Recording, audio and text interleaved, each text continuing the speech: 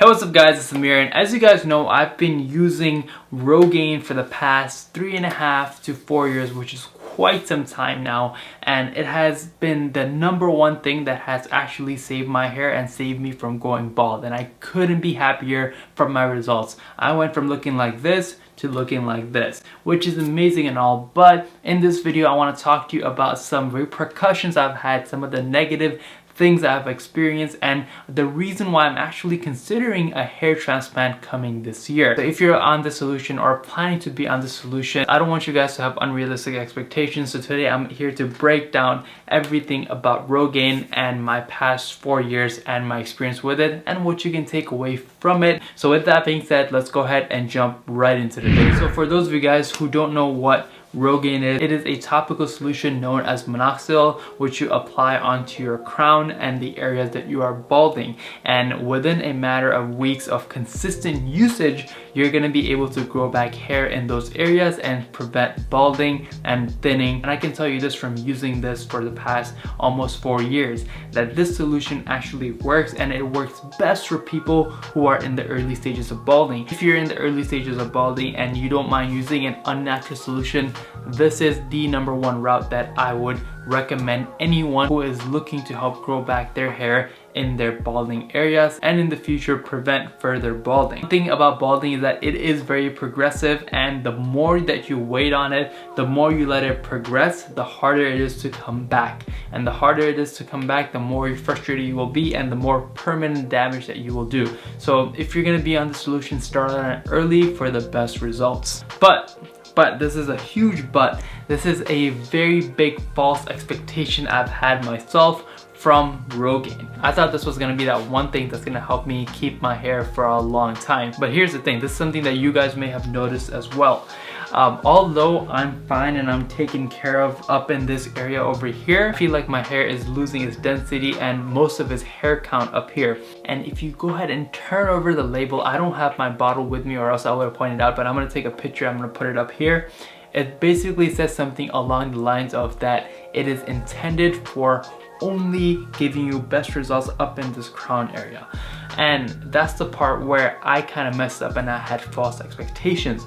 I thought that, I could put everything up here as well as, everything on the rest of my scalp to prevent further balding and thinning, which it did and did not do. It helped me keep my hair up here, but as time goes on, as years go by, hair loss is at the end of the day progressive. So I ended up keeping my hair and growing back hair up here, but I feel like I'm losing the density and the thickness over here, as well as my receding hairline up here. So that's the biggest thing about Rogaine. It is not intended for these areas. It is not intended to help prevent a receding hairline. It is not intended to help you grow back hair over here. It's mainly just intended for the crown, and that's where it works best. So if you're in this thinking that it's gonna give you a full head of hair when your hair loss has already proceeded so far, you're gonna set yourself up for a lot of disappointment. And if you guys go ahead and look at some of my older videos, you will see that, if even in the past year or 2 years, or even the past year of my videos, there was just more of a hair count over here than it is right now. And before it goes ahead and proceeds even further to the point where you can see right through my scalp, I would like to get a transplant and increase the volume over here, as well as permanently cure this area so that I don't have to continue using MINOXIDIL for the rest of my life. Also, I feel like there's another thing about MINOXIDIL that may help me, but I don't want to do. I only use MINOXIDIL once a day. I don't use it twice a day like it says in the bottle because of its half-life. But I feel like if I increase my dosage, it may give me better results. But at the end of the day, for me, it's not worth it. For me, it's not worth the time and the extra effort and the hassle that you have to go through to go ahead and use this solution and get on this regimen twice a day for the rest of your life, or for the next big wave to come up and have my hair grow, and then for it to go down as I develop a higher tolerance. And it's just like an endless 4-year pattern until it gets less and less effective over time. The truth, or I guess you can say the problem with Rogaine, is that it is not a permanent solution at all. It is not something that you can rely on for the next 10-20 years to help you keep your hair. It is a temporary solution, and it's going to work the best in your first few years of using it, but as you continue using it, the effects of it will not be as effective as you first used it. So if you're using this solution right now and it's giving you good results, great. I'm really happy for you, but I really would hate for you guys to, you know, get your hopes up thinking that this is the end all be all. Your results will not stay how they really are, because at the end of the day, remember one thing, guys: hair loss is progressive. The best thing that you can do is just stay as proactive as possible, and the more proactive that you stay, the more you take care of your hair, the longer you'll be able to hold on to your hair for. But at the end of the day, it is none of this stuff is a permanent solution. None of this stuff is something that you should rely on for the rest of your life.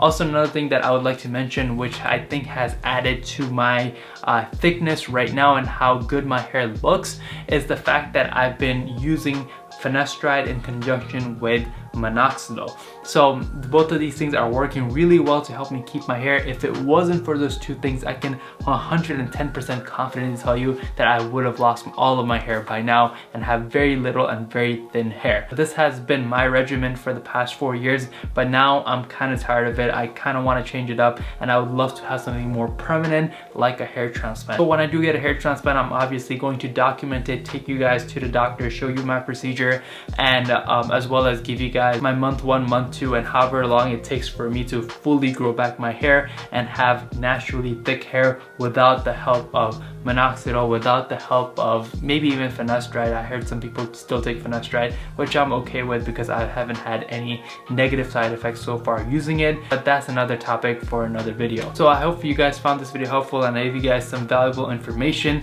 And again, I don't mean to let you guys down or to make you lose hope.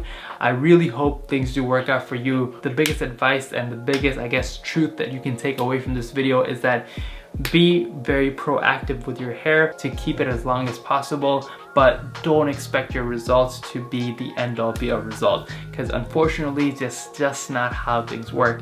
And I know this is a very harsh and very scary truth for some of us to kind of swallow, but at the end of the day, if hair is something that matters to you, you should be taking some money aside every month and putting it and saving it up for a hair transplant, which is a more of a permanent and proper solution. If it's something that you are like whatever about and you can live without it, then, you know, I would just suggest going bald and keeping it very simple and clean for yourself. Some people have a very nice facial structure for a bald head, and I really envy those people. So if you're one of those, go ahead and shave it off because you'll look even better. You are one lucky motherfucker. Unfortunately for me, I have a very round head, so I would just look like one big brown potato. But that's why personally for me, I like having hair. So either way, I hope you guys found this video helpful and a little insightful on some of the things that you should know about Rogaine. And if you're on it, I really do hope you guys are seeing good results. And if you guys have any questions about MINOXIDIL or anything like that, drop it in the comment section below, because my next video is going to be a Q&A. If you have any questions about hair growth, Rogaine, about me,